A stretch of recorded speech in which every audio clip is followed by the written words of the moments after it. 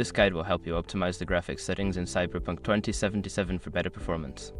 Follow these steps to enhance your gaming experience. Step 1. Access graphics settings.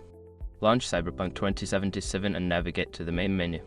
From there, select Options and then go to the Graphics tab to access the graphics settings. Step 2. Adjust resolution. Set the resolution to match your monitor's native resolution for the best visual quality.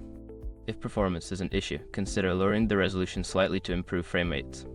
Step 3. Modify graphics quality. In the graphics settings, you will find options for overall graphics quality. Set this to medium or low if you are experiencing lag.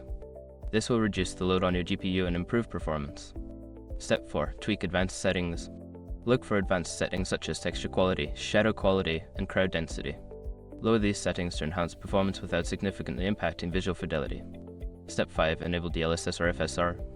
If your graphics card supports it, enable DLSS, Deep Learning Super Sampling, or FSR Fidelity FX Super Resolution. These technologies can boost performance by rendering at a lower resolution and upscaling the image.